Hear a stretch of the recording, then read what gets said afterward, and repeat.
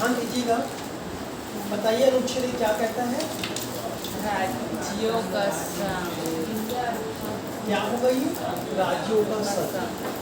समझिएगा, कहने का मतलब है भारत अर्थात इंडिया, राज्यों का क्या होगा? संघ। और इसे क्या कहते हैं? इसी को याद रखिएगा, विभाजित, क्या कहते हैं? विभाजित राज्यों का अविभाजित अविभाजित संघ। ठीक है, ये किसके द्वारा बोला गया है? तो याद रखिएगा, भीमराव अम्बेडकर या संविधान निर्माताओं के द्वारा बोला गया। इससे हम लोग 3 प्रकार के राज्य देखें। एक को हम लोग क्या कहते हैं? परिषद, कन्फेडरल। ठीक है जी। एक क्या होता है आपके पास? फेडरेशन, संघ होता है, और दूसरा क्या होता है? यूनियन। तो याद रखिएगा, जो परिसंघ में राज्य आसानी से अलग हो सकता है। दूसरा क्या होता है आपके पास? संघ होता है, फेडरेशन, उसमें आपको क्या करते हैं लोग? एग्रीमेंट करते हैं, एग्रीमेंट को तोड़ना पड़े तब जाकर हो सकता है। और तीसरा होता है संघ, इसमें किसी प्रकार का कोई समझौता होता ही नहीं। ठीक है जी। दूसरा क्या देखे थे? दूसरा क्या कहता है? विदेशी जमीन। हाँ, विदेशी जमीन क्या हो जाएगा? भारत में शामिल, विदेशी जमीन भारत में शामिल, याद रखिएगा। तो इसके लिए एक बेसिक प्रोसीजर बनाते हैं, राष्ट्रपति से पूरी अनुमति मांगते हैं, उस राज्य को अपना लेते हैं, और क्या करना पड़ेगा जी? संविधान संशोधन। ठीक है, तो अभी तक भारत देश में क्या करना पड़ेगा? संविधान संशोधन। तो याद रखिएगा, अभी तक केवल एक राज्य कौन है? सिक्किम। सिक्किम को मिलाया गया था। इसके लिए आपको 2 याद रखना पड़ेगा। एक है 35वां संविधान संशोधन 1974, और एक है आपके पास 36वां संविधान संशोधन 1976। तो 74 के तहत क्या है? सह-राज्य, 35वें के तहत सह-राज्य का दर्जा दिया गया था, और अब 36वें के तहत पूर्ण राज्य का दर्जा, याद रखिएगा। तो सिक्किम कौन सा राज्य? 22वां भारत का कौन सा राज्य बना? 22वां राज्य बना, याद रखिएगा। और तीसरा अनुच्छेद तीसरा क्या कहता है? भारत के अंदर या भारत की सीमा के भीतर एक से अधिक राज्यों को मिलाकर, ठीक है जी, या उनके किसी हिस्सों को मिलाकर हम लोग क्या करते हैं? नए राज्य बनाते हैं, या चाहे उनका सीमा में हम परिवर्तन कर सकते हैं, या उसका नाम चेंज कर सकते हैं। वो सब किसके तहत होगा? 3 के तहत। इनके लिए भी एक प्रोसीजर होता है, राष्ट्रपति से पूर्व अनुमति लिया जाता है, और दूसरा उस राज्य के विधानमंडल को भेजा जाता है। हालांकि उस विधान में सहमति दे या असहमति, संसद सर्वेसर्वा माना जाता है। किसमें है? 3 में। और चौथा क्या कहता है? आर्टिकल 2 और 3। अनुच्छेद चौथा यह कहता है कि अनुच्छेद 2 और अनुच्छेद 3 के जो भी संविधान संशोधन किए हो, अनुच्छेद 368 के तहत बाहर। और अनुच्छेद 368 क्या कहता है? कि राष्ट्रपति को पावर देता है, जो वहाँ पर पावर को क्या कर दिया है? समाप्त कर दिया है। ये देखिए, इसके बाद हम लोग क्या देखें? यहाँ पर क्या देखें हम लोगों ने? 552 भाग क्या है? देशी रियासत, स्टेट, याद रखिएगा। इन्हें पाँचों भाग, मतलब 552 को विलय किया जाता है, जिनमें से याद रखिएगा आसानी से 549 शामिल हो जाता है। ठीक है, हैदराबाद, जूनागढ़, और एक आता है जम्मू कश्मीर। इसमें क्या करना पड़ा? तामझाम करना पड़ा, याद रखिएगा। तो हैदराबाद को ऑपरेशन पोलो, ठीक है जी, ऑपरेशन पोलो। जूनागढ़ में क्या कह रहे हैं? जनमत संग्रह कराए हैं, और जम्मू कश्मीर में क्या किया? समझौता करते हैं। और याद रखिए, जम्मू कश्मीर हमारा हिस्सा कब बना है? 26 अक्टूबर, याद रखिएगा, ये हमारा हिस्सा बन जाए। ये कहानी था। और जैसे इसी समय क्या होता है? क्या बोलते हैं? पाकिस्तान के द्वारा आक्रमण किया जाता है, जिसे भारतीय सेना बाहर खदेड़ते हैं। तो वर्तमान स्थिति को देखते हुए जवाहरलाल नेहरू इस मुद्दा को कहाँ ले जाते हैं? यूएनए, जो अभी भी यही वाली रीजन। ठीक है, अब इसमें हम देखे थे तो टोटल 552 जो हमारे देशी रियासत थी, इसे कितने बांटा थी? 4 समूह में, ए, बी, सी, डी में बांटा था। तो क्या हो गया था? मतलब कुछ समय के पश्चात मांग उठने लगा कि क्या हो चाहिए? भाषाई आधार पर होना चाहिए। तो भाषाई आधार पर राज्य को मांग के लिए 3 आयोग गठन किया था। पहला बताइएगा। 3 समिति याद रखिए। पहला क्या है जी? हाँ, धर समिति बोलते हैं ना, इसके धर समिति, इसके धर समिति याद रखिएगा। इसके धर समिति में क्या किया जी? सिफारिश को नहीं बोले कि भाषाई आधार पर होना चाहिए। उसके बाद क्या कहते हैं? जेवीपी समिति। समिति। याद है कि समिति की भाषा क्या है? जवाहरलाल नेहरू पटावी सीतारामैया और पटेल शामिल थे, जो भी क्या करते हैं भाषाई आधार पर मांग करते थे। और जब ये मना करते हैं तो अचानक एक व्यक्ति आंध्र प्रदेश के रहते हैं, जिसे क्या कहते हैं कोटेश्वरी रावल, हड़ताल में बैठ जाते हैं। 56वें दिन को क्या हो जाता है जी हड़ताल में मृत्यु जाती है, जिनसे हमारे देश में क्या हिंसात्मक गतिविधि बहुत ज़्यादा प्रारंभ हो जाता है। तत्कालिक तौर पर याद रखिए अक्टूबर 1956 में क्या 53 में क्या कहता है भाषाई आधार पर तेलुगु के आधार पर आंध्र प्रदेश बना दिया जाता है, जिसको देखते हुए अन्य राज्यों में विरोध प्रारंभ हो जाता है। जिसलिए क्या लिया जाता है फजल अली समिति गठन किया जाता है। याद रखिएगा जिनमें 3 लोग थे, याद रखिएगा एक फजल अली स्वयं जो सर्वोच्च न्यायालय के न्यायाधीश से सेवानिवृत्त थे, दूसरे कौन था फड़ेकर थे और तीसरा कोजरू थे, जिन्होंने अपना रिपोर्ट कब दिया 30 सितंबर 1955 में और बताया कि भाषाई आधार पर राज्य का पुनर्गठन होना चाहिए, जिसको मानकर सिफारिश के आधार पर 14 राज्य और 6 क्या आ गया केंद्र शासित प्रदेश ये आ गया। इसके बाद हम लोग क्या देखें 2001 नवंबर 2000 को छत्तीसगढ़ आया 26वां राज्य में। 27वां राज्य में कौन सा है जी आपका उत्तराखंड आएगा। 28वां राज्य में कौन सा आ जाएगा आपके पास झारखंड आ जाएगा 15 नवंबर। और 29वां राज्य कौन सा हो जाएगा आपके पास तेलंगाना। और एक चीज देख लीजिएगा अचानक से सबको याद होगा 31 अगस्त याद है कि नहीं जी 31 अगस्त 2019 क्या किया इस बार जम्मू कश्मीर का पुनर्गठन किया गया। ठीक है जम्मू कश्मीर का क्या किया गया पुनर्गठन किया गया है। तो जम्मू कश्मीर 2 भागों में तोड़ दिया तो दोनों क्या बना है यूनियन टेरिटरी बनाया जाता है। एक को हम क्या कहते हैं जम्मू जब जम्मू कश्मीर केंद्र शासित प्रदेश कहेंगे और एक को लद्दाख के नाम से जाना जाता है। इस प्रकार यदि वर्तमान की अगर बात करूँ ठीक है जी वर्तमान अगर बात करो तो हमारे यहाँ कितना हो गए 28 राज्य 8 केंद्र शासित प्रदेश ये है संख्या केंद्र शासित प्रदेश। ठीक है इसको याद कर लीजिए ये वर्तमान में है कितने हमारे पास 28 8 केंद्र शासित प्रदेश। ठीक क्लियर हो गया सब बेसिक आपको याद हो नहीं बता रहा कौन कौन सा राज्य है। ठीक है जी अब मुद्दा ये आ जाता है कभी प्रश्न पूछता है कि यदि मान लिया जाए भारत के अंदर एक नया राज्य बनाना पड़ेगा तो किसमें आपको संशोधन करना पड़ेगा। तो समझिए 3 जगह संशोधन होगा। पहला भाग 1 होगा। भाग 1 में अगर बात करें इसमें क्या आ जाएगी अनुच्छेद 1 से लेकर 4 तक जिसमें होना होगा। दूसरा अनुसूची 1 याद रखिएगा। तो बेसिक इस दोनों में संशोधन होगा। जैसे छत्तीसगढ़ राज्य बना होगा तो उसका दर्जा कहाँ मिला होगा अनुसूची 1 में मिला होगा। और कहें कि कोई अनुच्छेद के तहत किए जी याद रखिए अनुच्छेद 3 के तहत हम लोगों ने किए हैं। उसी प्रकार मान लिया कोई राज्य अस्तित्व में नहीं है मान ले मतलब कोई हम लोग अन्य राज्य बना रहे हैं। जैसे समझिएगा मैं बता रहा हूँ सीजी का बस्तर संभाग को ले लिया जाए जो बहुत ज़्यादा कौन से नक्सल पीड़ित। ठीक है जी याद रखिए। उसके बाद तेलंगाना का उत्तरी हिस्सा को ले लीजिएगा उत्तरी हिस्सा। ठीक है जी। और उड़ीसा का दक्षिणी हिस्सा जो वहाँ पर कौन समस्या है नक्सलवादी ज़्यादा समस्या है। सरकार को है इन चारों में बहुत ज़्यादा क्या होता है यहाँ पर नक्सल गतिविधि है तो क्या करें चारों को मर्ज से तीनों को मर्ज करके एक नया राज्य बना रहे हैं वो कोई भी राज्य।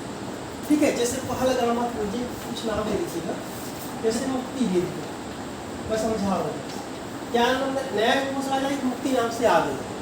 तो इस मुक्ति के लिए क्या करना पड़ेगा सबसे पहले भाग 1 के कहर तो अनुच्छेद 3 में संशोधन करना पड़ेगा वहाँ भी आएगा उसके आ चुका है। और साथ में फिर अनुसूची 1 में भी क्या जाएगा जी इस मुक्ति का सीमा बताया जाएगा कहाँ से कहाँ तक होगा उनका राज्य क्षेत्र कहाँ होगा। तो बेसिक जब भी याद रखिएगा नए राज्य को मिलाना होगा या नया राज्य निर्माण करना होगा या विदेशी राज्य को मिलाना हो विदेशी जमीन को तो हमेशा भाग 1 और अनुसूची 1 में क्या होगा जी संशोधन होगा। ये प्रश्न पूछा था याद रखिएगा। ये था हमारा भाग 1 कंप्लीट हो जाए। ठीक है अब अगला देखते हैं मेन हमारा भाग 2 याद रखिए भाग 2। ठीक है जी।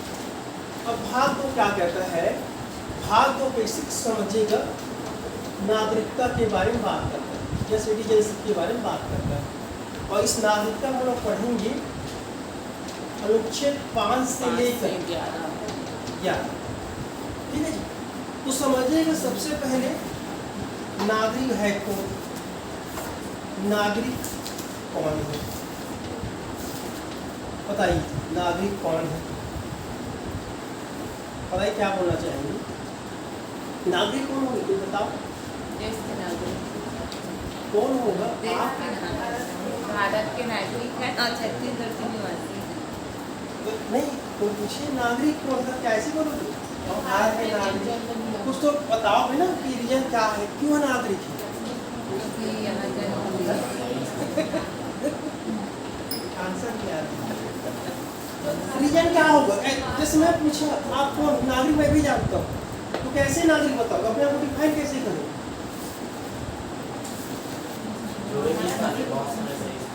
हाँ ये आया, तो नागरिक कहने का मतलब सबसे पहले उसका क्या देखा जाता है, अधिवास, अधिवास कहने का मतलब है बसा, बसावट, कहाँ पे रह रहा है, ठीक है। अब अधिवास आया तो कहीं न कहीं किसी राज्य का क्या होगा जी,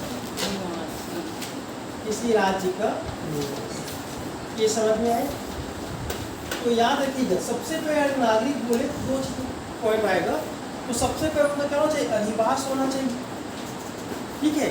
नॉर्मल संविधान कहता है कोई व्यक्ति यदि 11 साल तक निवास करता है एक जगह तो उस देश का नागरिक बन जाता है, संशोधन करके कुछ मामलों में कितना हो चुका है, 5 साल हो चुके हैं, याद रखिएगा, और उसे उस राज्य का निवासी मानना पड़ेगा, तब जाके क्या होगा, वो भारत का नागरिक हो। समझ में आ गया, दोनों कंडीशन होगा, एक अधिवास, दूसरा क्या होगा जी, निवास। राज्य का निवासी, तब जाके क्या कहलाएगा वो, नागरिक, ठीक है।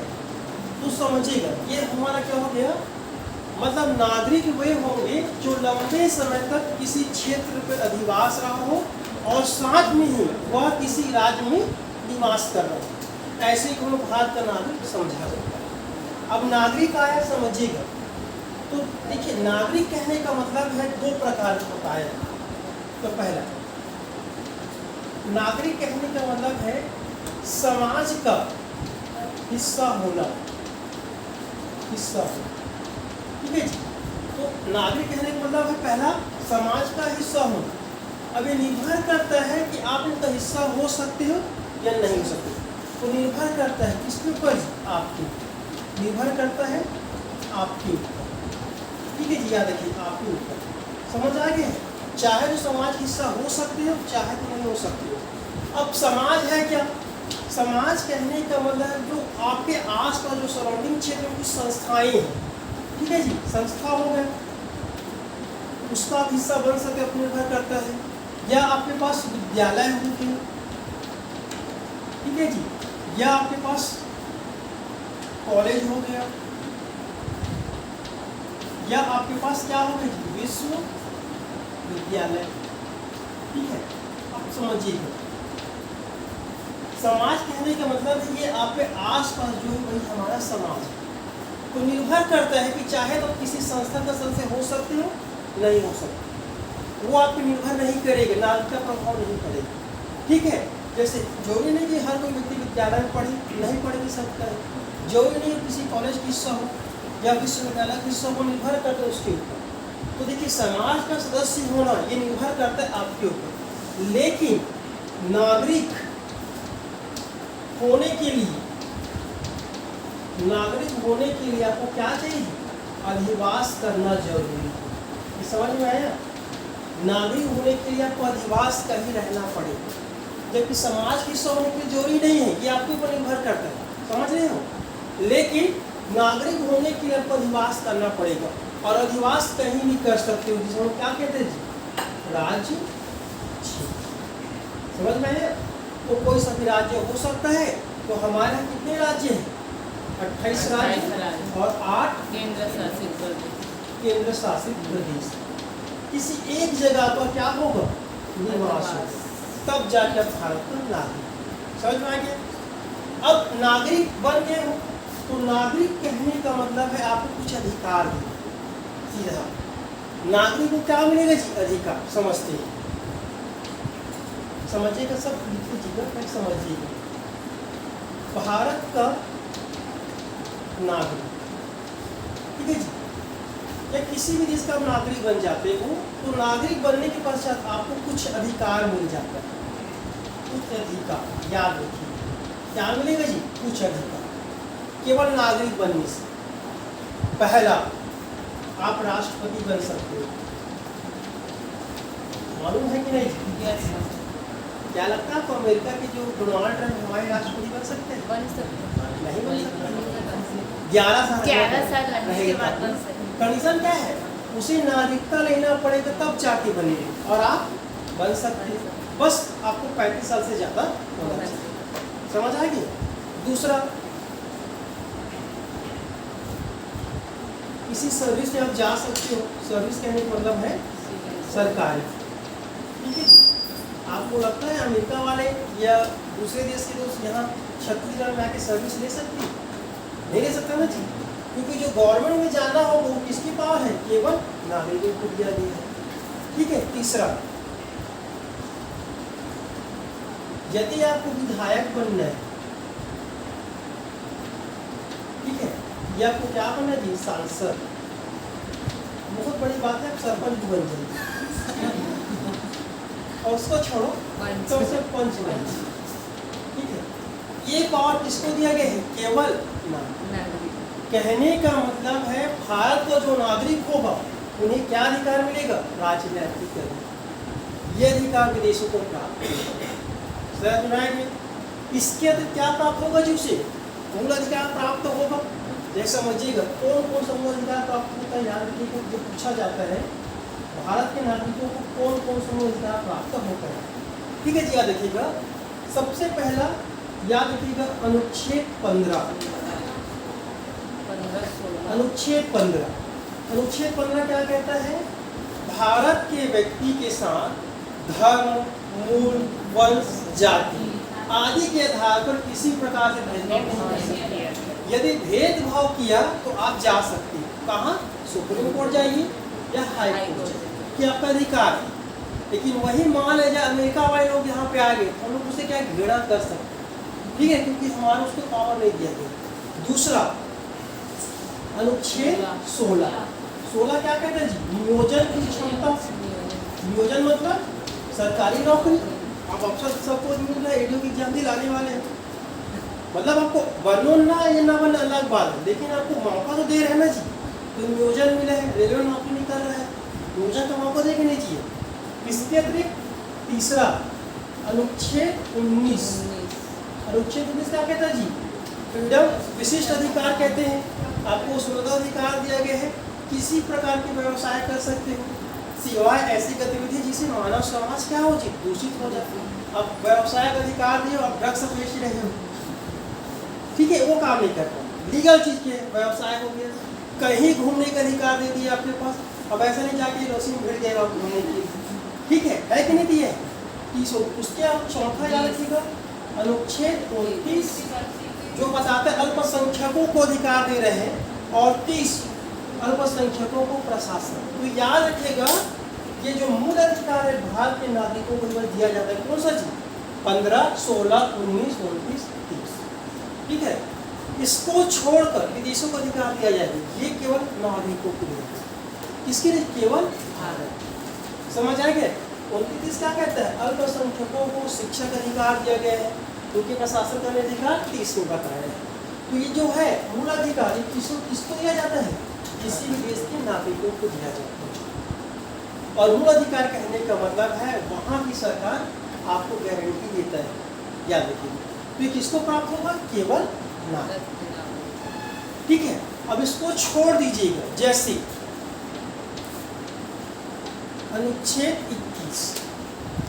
अब अनुच्छेद 21 दोनों को प्राप्त है, चाहे विदेशी नागरिक हो चाहे भारत के नागरिक। 21 क्या कहते हैं? जीवन जीने का, वो भी बकायदा आएंगे भाई, कहीं भी उनको भी जीवन जीने का अधिकार। तो कहने का मतलब है हमें नागरिकता से दो प्रकार की बात पता चली। ठीक है जी, ये प्रकार की दो प्रकार। पहला भारतीय नागरिकता, भारतीय नागरिकता समझ में आया, और दूसरा किसका हो जाएगा जी? विदेशी, विदेशी नागरिक। ठीक है, तो समझिएगा कई बार प्रश्न पूछता है क्या विदेशी नागरिक को मौलिक अधिकार प्राप्त है? हाँ, उनको भी प्राप्त है। ठीक है, याद रखिए, कुछ प्राप्त है, कुछ प्राप्त नहीं है।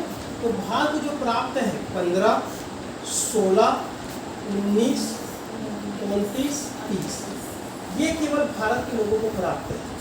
उसके बाद इसको छोड़कर जो हमारा फंडामेंटल राइट्स है विदेशों की प्राप्त होगा। जैसे अनुच्छेद 14, ठीक है जी, विधि के समान समझा कोई भी आ जाए उनको प्रस्तुत किया जाए, समझ आ गया जी। 17, उनके साथ हम छुआछूत नहीं कर सकते, नहीं कह सकते तुम गोरा हो भाई हम लोग काले हैं तो दूर हटो, ऐसे नहीं बोल सकते, समझ आ रहा है जी। या आपके पास अनुच्छेद 21, ठीक है जी, उनको भी प्राप्त है, याद रखिएगा। या अनुच्छेद 18 की प्राप्त करते हो उपाधियों पर, समझ आ रहे हो। तो ये सब उनको प्राप्त है, लेकिन बेसिक क्या रखिए, भारत को सब प्राप्त है 5 आर्टिकल जो भारत के नागरिक होने के बाद, समझ आ गया। अब देखिए कि अब मैं अनुच्छेद प्रारंभ करूंगा, ठीक है, देखिए बताइएगा। अच्छा, नोट सेंड करना कि नहीं करना बताओ। करना है।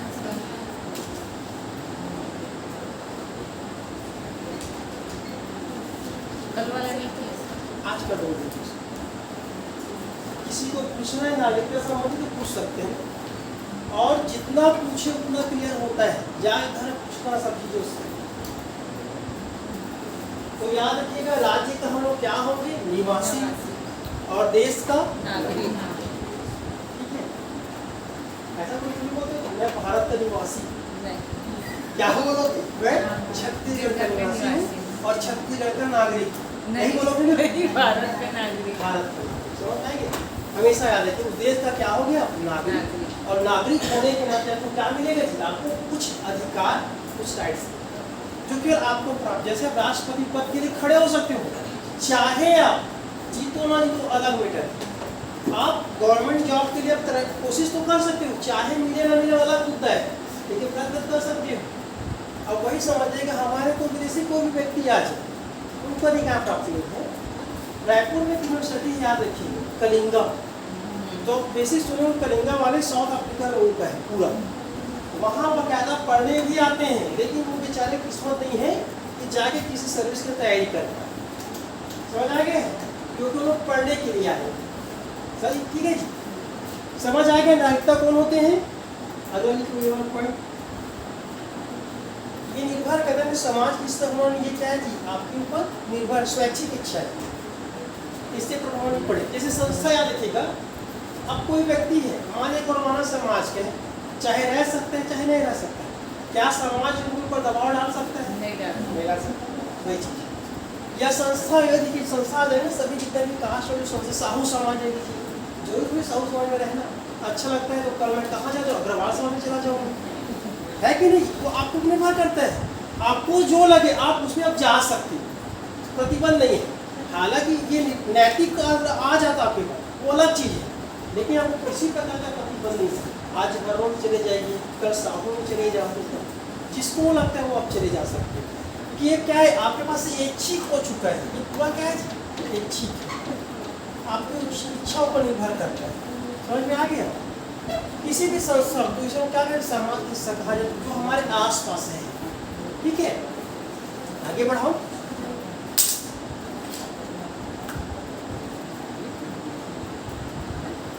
पीछे कर दीजिए सर, ये पीछे हो गया।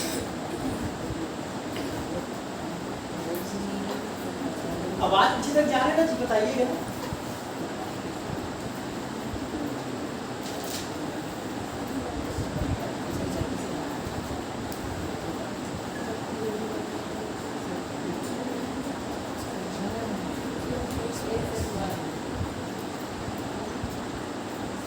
इसको नोट्स बनाना होगा, याद रखिएगा। अब आपके पास वीडियो अपलोड होगा, देखकर नोट्स नहीं बना सकते, समझने की नहीं, आप अपना वाला नोट से करिए, वो वीडियो वाला नहीं बनाएंगे, वो तो कुछ होगा, हर चीज नोट्स में लिखता है, एक्स्ट्रा बात ये नहीं पता उसको, उसमें ज़्यादा लिखते हो सर, वो भी नोट सर।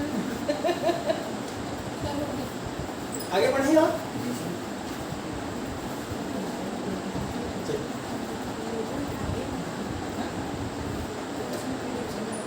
सर्विस में आप जैसे कि एडीओ लिखो आप, नहीं नहीं, मतलब अपन notes सब- आइए लिख सकते हो समझने के लिए, ठीक है। notes सब- चाइना वाले भी पुलिस बन सकते हैं जी, बताओ। क्या बोले थे? चाइना वाले आ जाते चाइनीज, क्या पुलिस के काम कर सकते हैं? नहीं नहीं बनने की कंडीशन रहेगा, नागरिक बनने के बाद बन सकता है। या देखेंगे कैसे बनेगा, ठीक है।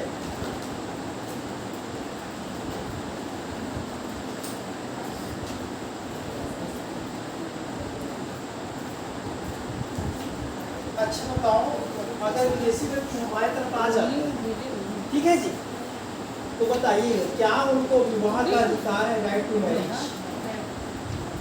बताइए, बताओ वो पूरा अधिकार है ना? हाँ?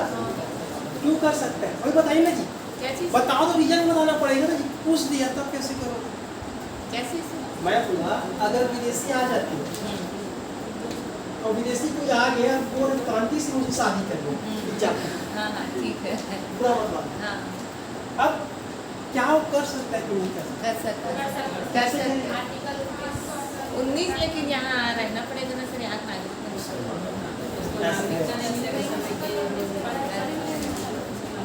कैसे इसी को तो आप कर सकता है कैसे करेगा वो?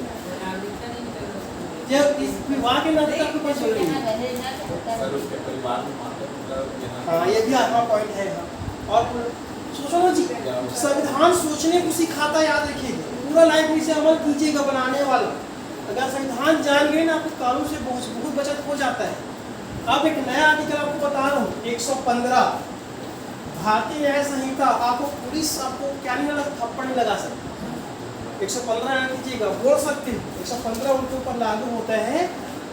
आप केवल ऐसे कृत्य करोगे तभी आप जाओगे, वरना साधारण आपको पुलिस आपको थप्पड़ नहीं लगा सकती, क्योंकि 115 उनके ऊपर लग सकते हैं और जॉब मतलब जाना पड़ सकता है। तो ये सब जानो जरूरी दिखाता है पूरा शक्ति क्या चीज, जागरूक है ये। अब समझिएगा जी, विवाह अगर विदेशी व्यक्ति आ रहा है किसी से करना चाह रहे हैं नागरिक महिला से, तो कैसे करेगा? तो सबसे पहले कंडीशन आना चाहिए, इस महिला का क्या होना चाहिए, पसंद भी होना चाहिए ना। ऐसा थोड़ी आप ये बोल देगा तो करूँगा, भाई जबरदस्ती हो जाएगा ना। तो सबसे पहले क्या होता है, इस एक इच्छा होना चाहिए, करना चाहता है कि नहीं चाहता है। उसके बाद दूसरा, इनके परिवार में किसी प्रकार का ऑब्जेक्शन नहीं होना चाहिए। यहाँ पर नागरिकता नहीं देखा जाएगा, इच्छा है वर्ण कर सकते हो, क्योंकि आप तो नागरिक हो ना, आपको जाना है, ठीक है कर सकते हैं। लेकिन निर्भर करते हैं कि क्या एक को पसंद है, शादी करना चाहता है कि नहीं चाहता है। तो पूरा निर्भर किसके ऊपर है जी, एक मिनट। जैसे प्रियंका चोपड़ा आया, प्रियंका चोपड़ा है कि कहाँ की है, भारत की है ना भाई, कहाँ गई वो, अमेरिका गई कि नहीं गई, उसको पसंद है तभी तो गए ना। ऐसा तो नहीं था कि निक जोनस यहाँ आया है 11 साल रुका होगा कि 11 साल तक तो इंतजार किया होगा, ऐसा नहीं। जिसको लगा अच्छा लगा, प्रियंका चोपड़ा को लगा हाँ मुझे जीवन जी सकते, पैसा है, चली गई, ठीक है। तो निर्भर क्या करता है कि एक के ऊपर पूरा निर्भर करता है, क्योंकि ये क्या है जी, और कंडीशन इनका उम्र 18 साल से ज़्यादा होना चाहिए, बस समझ आ गया। जैसे 18 साल से ज़्यादा कुछ राइट्स मिल जाता है, जाके कर सकते हैं, ये बेसिक है। तो संविधान क्या बताता है, आपको जागरूक करता है, ठीक है। ये भी लिखिएगा, जरूरी है ये। हाँ? हाँ शादी नहीं कर सकती।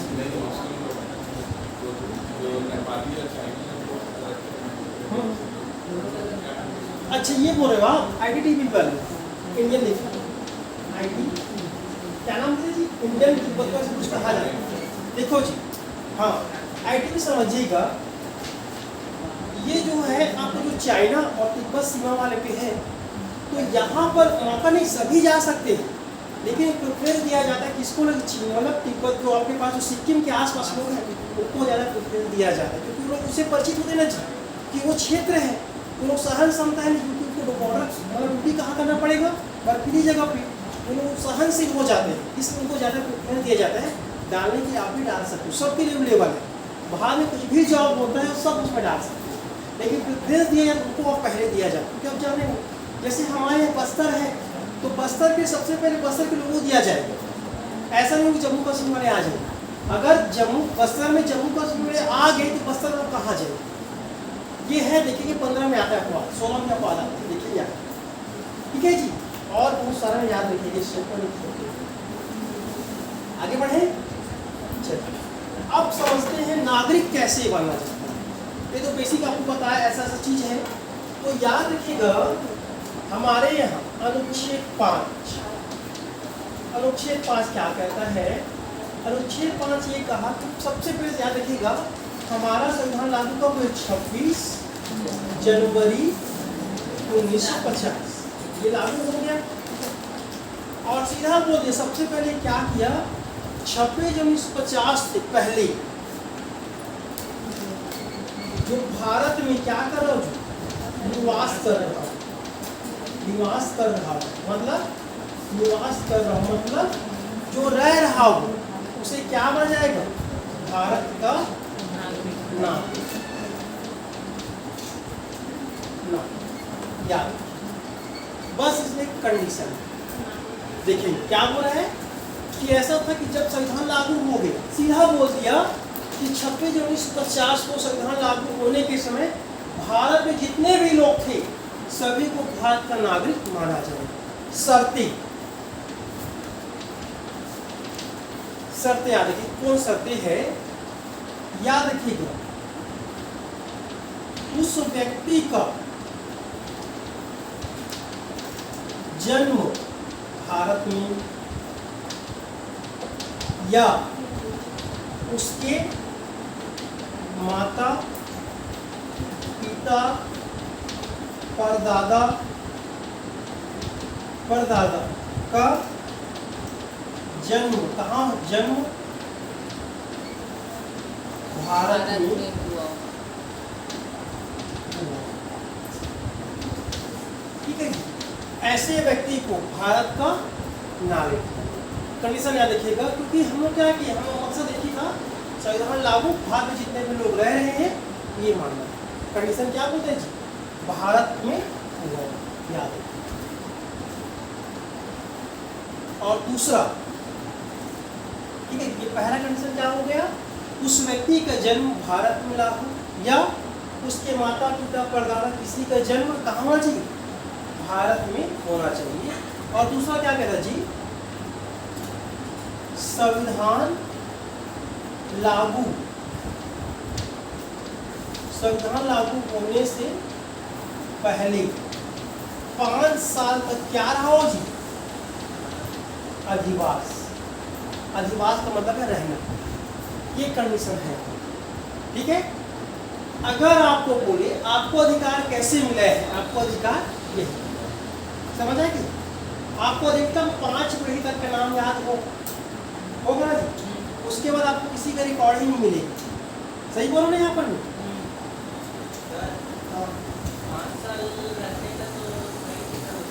ये है जोड़ा गया बाद में रह रहा हो, शर्तें बोले शर्तें।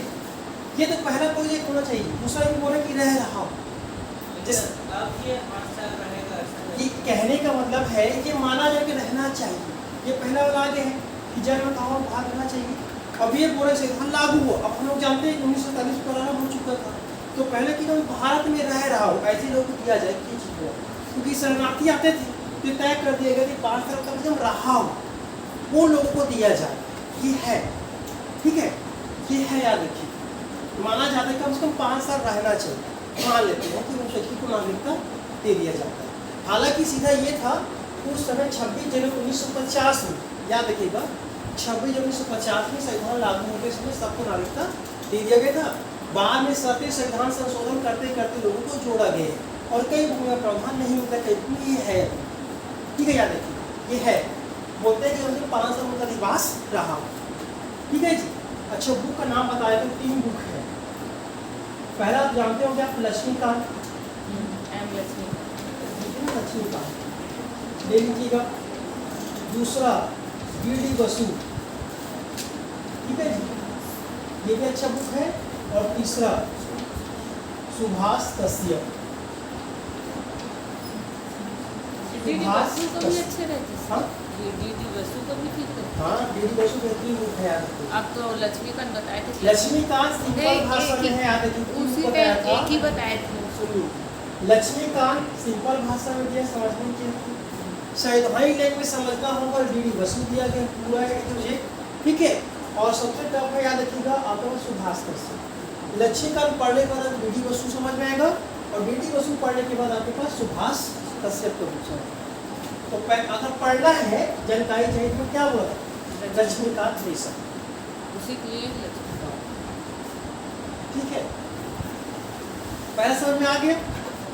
तो अनुच्छेद 5 याद रखिएगा, क्या बोले, 26 जनवरी 1950 से पहले भारत में क्या कर रहे हो, निवास कर रहा हो, और ऐसे लोगों को हम सीधा क्या नहीं डालते हैं, सत्य विषय याद रखिएगा, उस व्यक्ति का कम से कम जन्म भारत में होना चाहिए, और कम से कम 5 साल तक वो रह रहा हो, ये कंडीशन बोला रहना चाहिए, क्योंकि उस समय देश आज़ाद कई लोग हमारे तक आके रह रहे हैं, तो बोल दिया गया है होना चाहिए ऐसा, ठीक है। अब समझते हैं अनुच्छेद 6। अब समझिए अनुच्छेद 6। अब हम जानते हैं कि ऐसा दौर आया था कि हम कुछ लोग पाकिस्तान से भारत आ रहे थे, भारत से पाकिस्तान जा रहे थे। अनुच्छेद 6 ये कहता है कि पाकिस्तान से भारत आने वाले लोगों को क्या मिलेगा जी, लोगों को नागरिकता, याद रखिए। क्या क्या अनुच्छेद कहता है कि पाकिस्तान से भारत आने वाले लोगों को नागरिकता। आप सब जानते हो एक दौर था 15 अगस्त 1947, देश क्या हुआ था जी, आजाद। देश क्या हुआ था, आजाद। तो उससे पहले लोगों को लग रहा था कि हम जिनको सुविधा बोल दिया गया था, जिनको जहाँ रहना है रह सकते। तो कंडीशन क्या बोला जी, कई लोग कहाँ चले गए, पाकिस्तान चले गए हैं, कई लोग कहाँ चले गए, भारत। तो पाकिस्तान में शुरू से क्या हो गया, शुरू से वहाँ पर विवाद रहा है, याद रखिएगा। तो कुछ दौर ऐसा था कि वहाँ पर बहुत से लोग हिंदू वहाँ चले गए थे, लेकिन पाकिस्तान लोगों ने क्या, मुस्लिम कंट्री था, तो हिंदुओं का जीवन जीना क्या कर दिया, बहुत दुर्भर कर दिया। तो ऐसे लोग क्या बोले, नहीं भैया उससे अच्छा था हम भारत चले जाते। लेकिन हमारा देश क्या हो गए थे, आजाद तो हो चुका था, लेकिन हमें संविधान लागू नहीं था। तो संविधान निर्माताओं ने सोचा कि ऐसे लोगों को भी हम कुछ अधिकार देंगे, और क्या बोला समझिएगा, तो यही बोला कि कुछ कारणों से पाकिस्तान से भारत आने वाले लोगों को क्या दे, नागरिकता दिया जाएगा। अब कंडीशन बोलता है, तो ये बोला कि 19 जुलाई 1948 से पहले, याद क्या डेट आ क्या गया, 19 जुलाई 1948 से पहले जो पाकिस्तान से भारत आया हो क्या माना जाएगा जी, भारत का नागरिक माना जाएगा, भारत का नागरिक माना जाएगा। ये समझ में आ गया। एक डेट दे दिया, डेट क्या दे दिया, 19 जुलाई 1948, और बोल दिया कि 15-10 लोग आजाद हो गए हैं, तो वहां से लोग आ ही रहे हैं। यदि ऐसा व्यक्ति जो 19 जुलाई 1948 से पहले आ गया, याद रखिएगा जब हमारा आजाद हुआ तो बॉर्डर बना गया, बॉर्डर में परमिट चल लागू हो चुका था, आने वाले लोगों को साइन सील थप्पा लग रहा था, ठीक है। डेट क्या निकल गया, 19 जुलाई 1948 से पहले जो पाकिस्तान से भारत आ चुका होगा, लोगों को हम लोग क्या मान लेंगे, भारत का नागरिक माना जाएगा। लेकिन यदि बाद आया होगा, ठीक है, तो वैसे लोगों को भी तो हमें क्या देना पड़ेगा, नागरिकता देना पड़ेगा। तो क्या बोला, 19 जुलाई 1948 के बाद जो आया होगा उनको पंजीयन कराना होगा।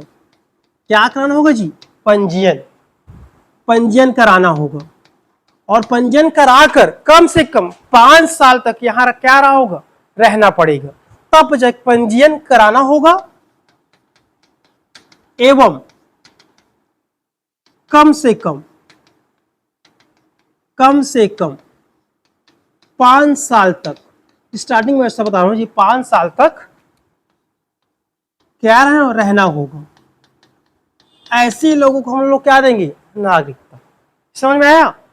छठवां क्या बोल रहा है, 19 जुलाई 1948 से पहले जो आ गया होगा हम क्या मानेंगे, भारत का नागरिक। उसके बाद जो आया होगा उस लोगों को क्या करना पड़ेगा, एक रजिस्ट्रार ऑफिस होगा, वहां जाके बताओ भैया मैं आ गया हूं। उस दिन से लेकर 5 साल तक आपको क्या रहना पड़ेगा। और जैसे 5 साल हो गए आपको भारत का नागरिक माना जाएगा, ये बोला गया था। समझ में आया चीज। अब मैं इस एग्जाम्पल आपको बता रहा हूं, समझिएगा। अच्छा, किसी के मन में प्रश्न आया कि सर ये 19 जुलाई 1948 की डेट क्यों लिया है, चारा तो 20 जुलाई भी ले सकता था। आया कि नहीं आया प्रश्न जी, आना चाहिए। तो बताओ ना क्यों इस चीज लिया है। 19 जुलाई 1948 से पहले याद रखिएगा हमारा संविधान का आधा हिस्सा लिखा जा चुका था, इसलिए डेट माना गया। क्या मान 19 जुलाई 1948, ठीक है। संविधान का जो हाफ पोर्शन था लिखा जा चुका था, इसी डेट दे दिया गया, याद रखिए। संविधान लागू नहीं हुआ था, बन रहा था, याद रखिएगा। लेकिन 19 जुलाई 1948 से पहले क्या बोल दिया है, हमारा लागू। ठीक है जी, समझ आ गया। ये संविधान बन चुका था आधा, समझ आया। अब समझते हैं, क्योंकि याद है कि 1946 में विधानसभा आया था संविधान निर्माण करने के लिए, टाइम लगा था। ठीक है, आगे देखते हैं अब।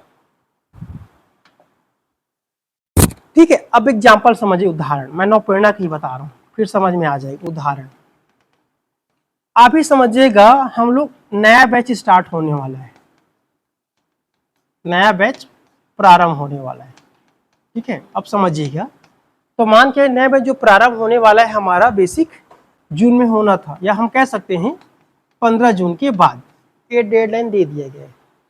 ठीक है, अब यहाँ पे ऐसे कितने बच्चे हैं जो एकदम फ्रेश अभी से आ रहे हैं, आ रहे कि नहीं आ रहे हैं, तो क्या बन गए हमारे कोचिंग का हिस्सा, हुआ कि नहीं हुआ।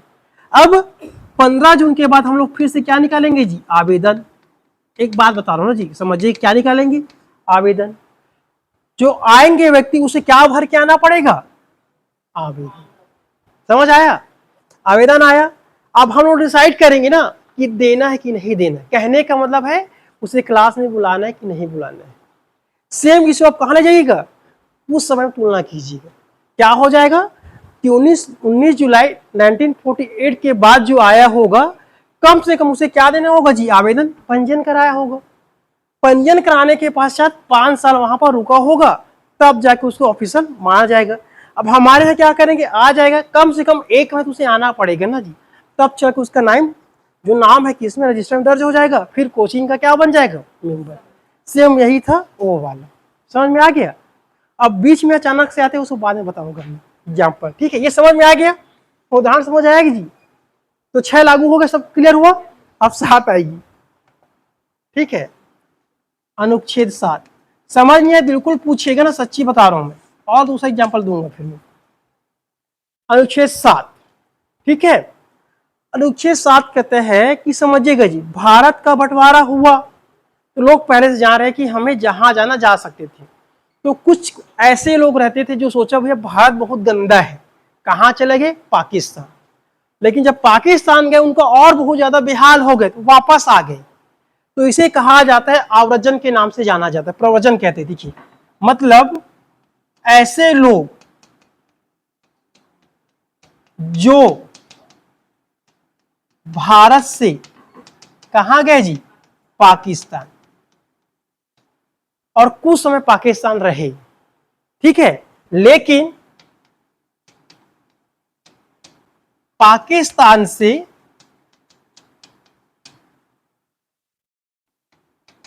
वापस क्या है, भारत आए। ठीक है जी, क्या बोल रहा हूं, ऐसे लोग जो पहले भारत से क्या किए, पाकिस्तान, ऐसा याद रखिएगा। इंडिया से कहां चले गए जी, पाकिस्तान। अब वापस पाकिस्तान से कहां आएंगे, भारत।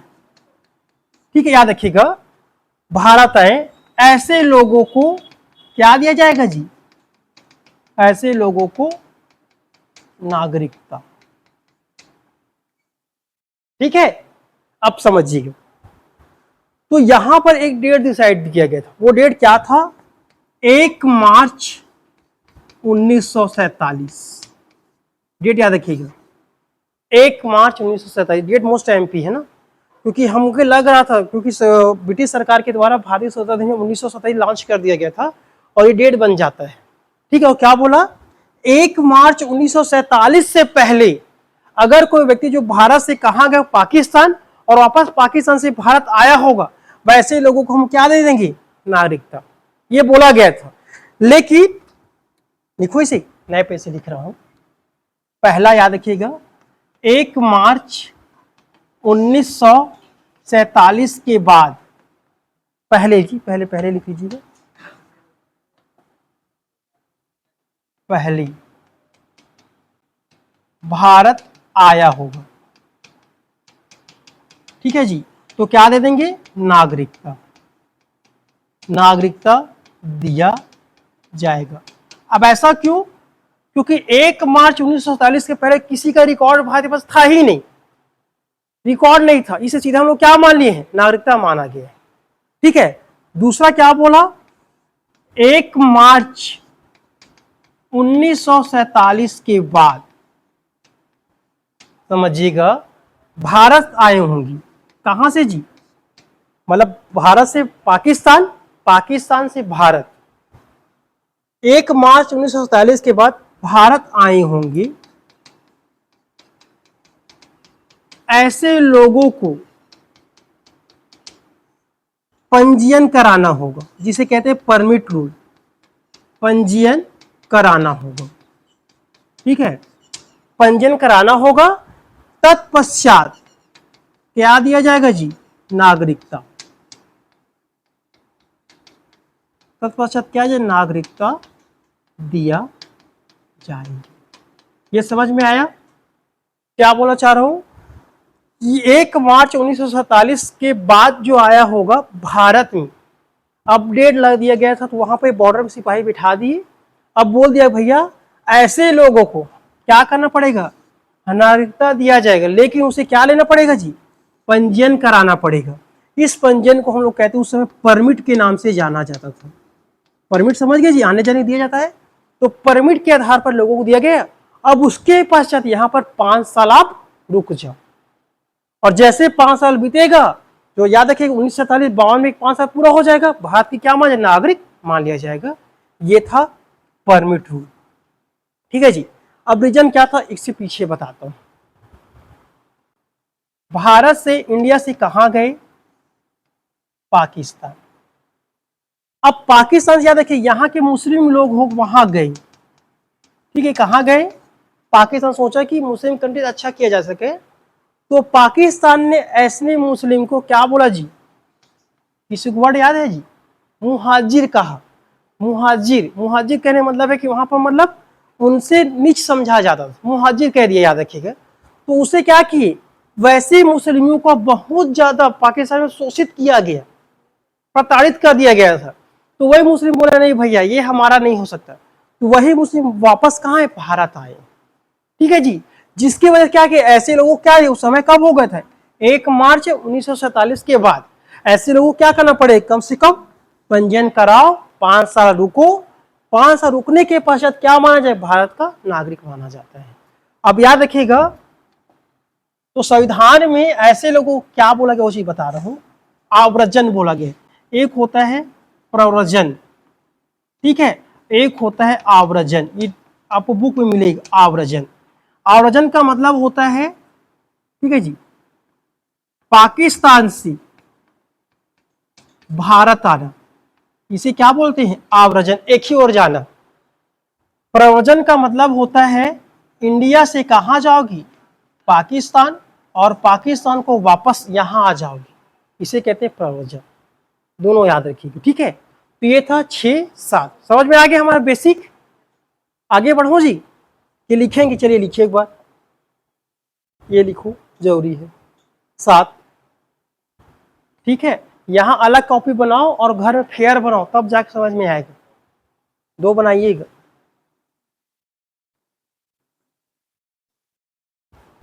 चलो इसका एग्जांपल बताओ, कोचिंग से रिलेटेड, कोई बताना चाहेगी,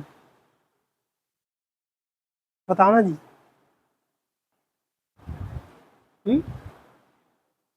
यहाँ कई लोग हैं, एग्जाम्पल मैं बता दूंगा।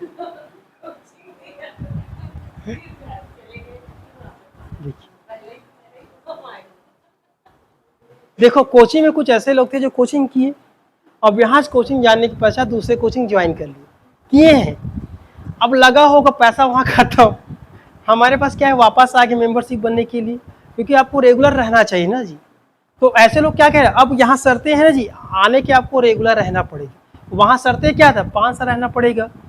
अब पुराने स्टूडेंट है जो यहाँ मेंबर तो है ही, अब शर्तें क्या रहता है, कम से कम आपको रेगुलर होना पड़ेगा। वही शर्त क्या था, आप आए हो कम से कम 5 साल रहना पड़ेगा, तो यहाँ शर्त क्या लग गया था, आपको भी यहाँ रेगुलर होना पड़ेगा। ठीक है, कोचिंग से मिल गया तो समझ आए, कोचिंग दोनों समझ आया, 5, 6 भी और 7 भी। ठीक है जी, अब मेन है समझिएगा,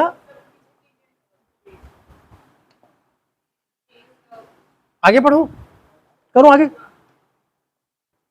कहाँ गए जी, कहाँ गए, कहाँ गए, कहाँ गए।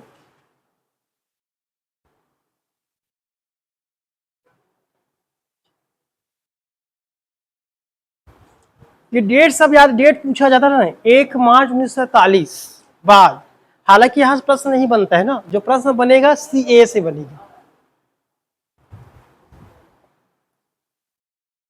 हो गया, चलो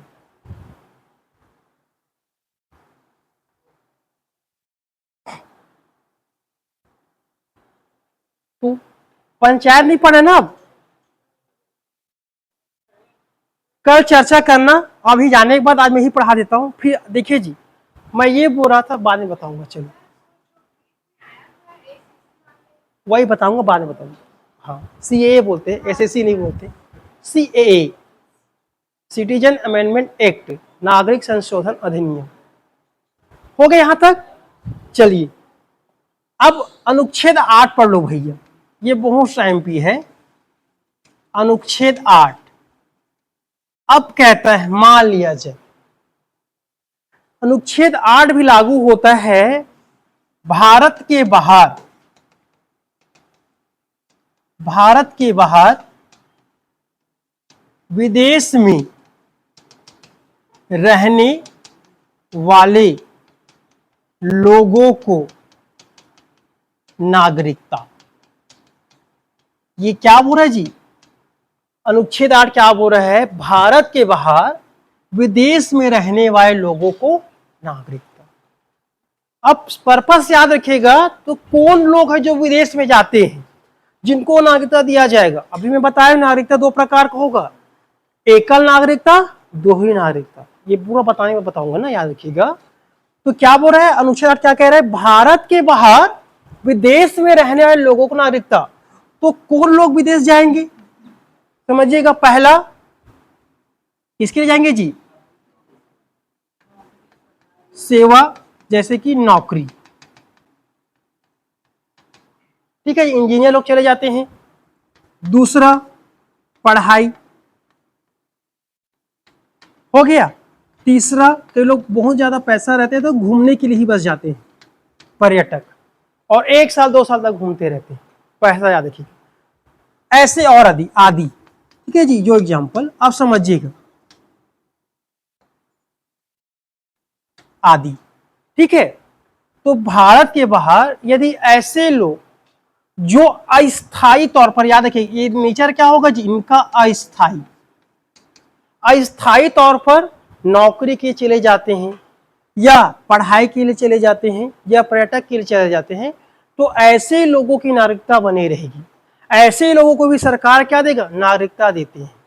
तो आप सुने होंगे ना, बीच में याद रखिएगा, तो हमारा युद्ध छिड़ गया था, ऑपरेशन दोस्त चलाया गया था, ऑपरेशन गंगा नाम सुने थे, तुर्की वाले को भारत बुला रहा है, कोविड के समय पूरे लोगों को भारत बुला रहा है। ऐसा क्यों है, क्योंकि उनके अनुच्छेद 8 प्राप्त है, समझ आए, क्योंकि नागरिक कहाँ का है, भारत का, और कहाँ गए हैं, नौकरी करने के लिए, या कहाँ गए हैं, पढ़ाई करने के, या कहाँ गए हैं, घूमने के लिए। तो आप सुने होंगे बाकायदा उन लोगों के लिए कहाँ स्पेशल हवाई जहाज चलाया जा रहा है। आप सुने होंगे यूक्रेन युद्ध हुआ था, सबको याद है, तो कई प्रकार के ऑपरेशन कावारी, कई ऑपरेशन चलाया गया था, लोगों को भर भर के लाया गया था। रीजन क्या था, उनको प्राप्त क्या था जी, अनुच्छेद 8, समझ में आ गया।